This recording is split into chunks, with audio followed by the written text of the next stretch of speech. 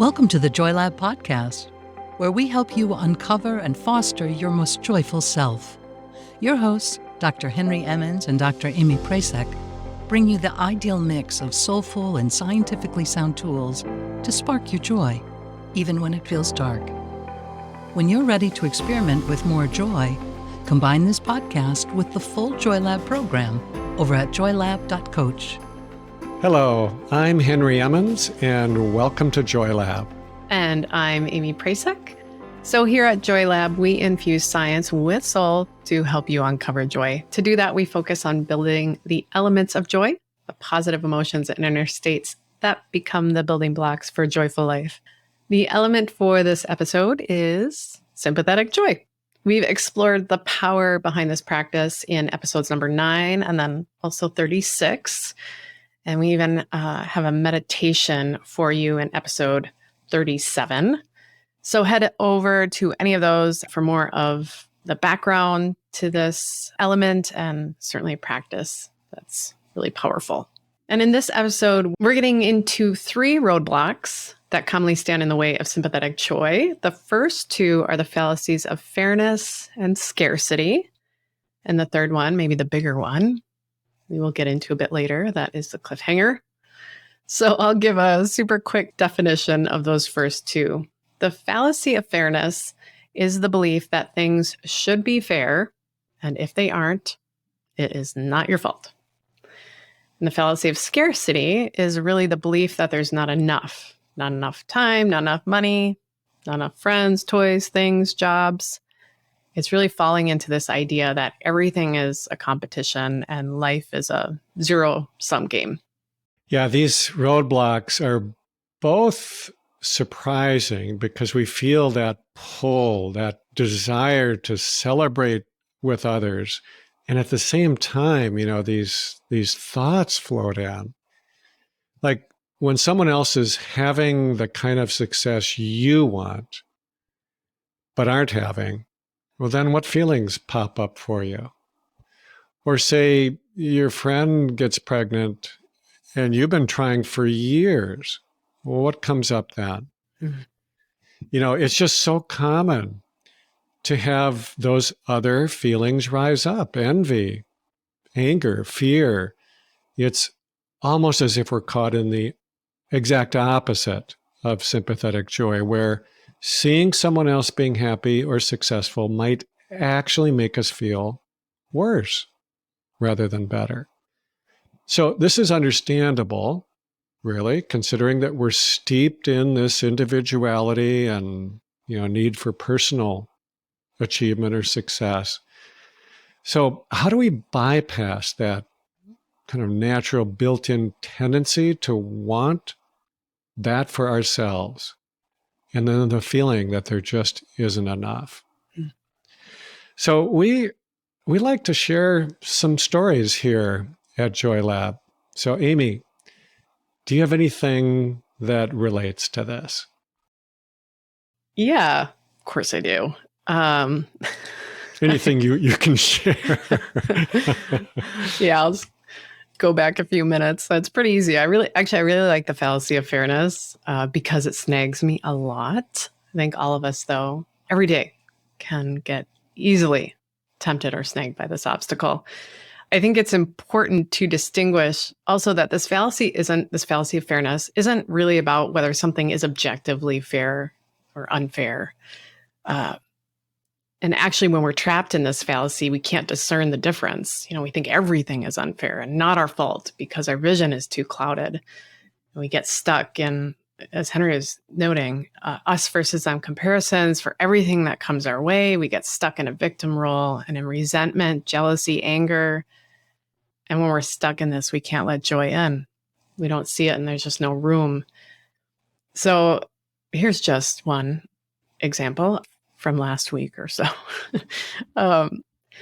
So I love to drink a strong old-fashioned while I'm enrobed in one of those blanket sweatshirt things that you can get on, like, as seen on TV while I watch the Great British Bake Off or some other food competition. If you listened to a few episodes ago, we talked about, a boring life. This is like peak. I love my life, my evening boring. It would make a terrible reality show, which is perfection for me. And it was perfection in the moment. But the next day I would feel off, like mood wise, energy wise. And finally, as I've mentioned on the pod before, I was diagnosed with a genetic condition. And one of the symptoms is essentially dehydration without a lot of water daily. So my doctor told me alcohol is not a good idea. Keep it at 1 drink every now and again. And that fallacy of fairness started shouting in my head. I was thinking, this is so unfair. I can't even have 1 old fashioned. And all those other people can go out and have multiple cocktails and schmooze and have the time of their lives, of which I wouldn't want to do anyway. I want to be on the couch in the blanket thing. Why is it that I always need to work harder to take care of myself? All these things start coming in. It just spirals. Like, much of what went through my head is obviously false. And all these assumptions about everyone else. And I, end the story feeling total defeat. But before I ran off, actually, with that story for too long, I paused for a moment to notice what I was feeling and realized that it wasn't really this fairness that was getting to me, right? That came up fast and furious. It was actually that I was sad. I was feeling sad because I can't get a warm hug from an old fashioned so often. And, without that fallacy, though, clouding my vision, I could think about what it was I was actually grieving and noticing that sadness. And I certainly was grieving the flavor, yes, but also this ritual of enjoying something that I carefully crafted. Once I sort of realized that, I could move forward. And so now begins my search for NA whiskeys and bourbons. So please head over to YouTube and let me know if you have any recommendations, or for gin as well. Well, sneaky little fallacy. That wasn't so embarrassing, Amy. So my story is going to be a little embarrassing. And this is a story about scarcity. So here goes. So it started a few years ago when I noticed my son had a nice new pair of hiking shoes. And so I asked him where he got them. I bought them online, he said. There's this great website called Steep and Cheap that sells outdoor stuff at this great discount. You can get things as much as 80% off. Now, I think he knew immediately that he should not have told me that. Because I'm well known in my family for buying things kind of compulsively if they are a really good deal, especially outdoor clothing for some weird reason. In Minnesota, it makes sense. I'll support that. So I went onto their website and found that their stuff is really nicely discounted. But in addition, they offer these daily deals where they feature something at an even better discount. And if you just sign up, they'll send you an email every day with the deal. So, it's just right in my face. Yeah.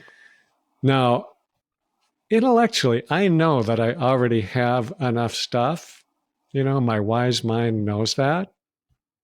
But honestly, when I get caught up in this desire to get something at a really good deal, it's like this switch gets turned on inside.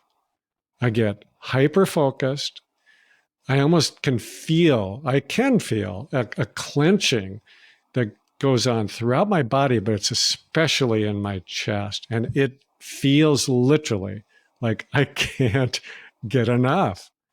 I mean, I might run out of merino wool clothing, socks and jackets. And now I know this is an addiction. And really, it's a lot like any other addiction. Maybe it's different in the substance and possibly in the consequences, but they all share this kind of pattern. So anyway, after a few months, even though I thought I was being pretty restrained, my family had just a minor intervention. When they saw how much stuff I was getting, that's my son who got me onto this in the first place said, maybe you should get off steep and cheap. Which I did, because at that moment I agreed with them. Now, it's funny, but I haven't even thought about steep and cheap for years.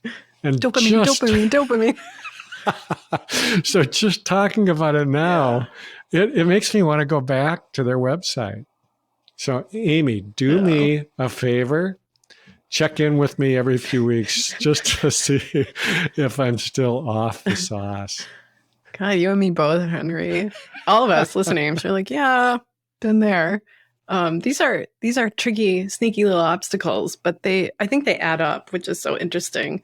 So it's totally normal, right? These feelings, these obstacles rise up in us, and that's fine. Even if they're wild, weird, or someone would say wrong, having them rise up isn't the problem. I think that's freeing. They came up, steep and cheap came up. That's done. Now what happens next? But that's it. If we don't notice them, they will drag us around. We have to notice them, make space for them, and then be able to shift them or release them. And I think a really helpful tool to do this and to get beyond these obstacles is something called interoception. We actually do this a lot in the Joy Lab program. So interoception is really your brain's perception of what's happening in your body, these messages transmitted from receptors on your internal organs. And this is helpful because these sensations, like noticing your heart beating or your quality and pace of breathing, usually change before you even have an emotion.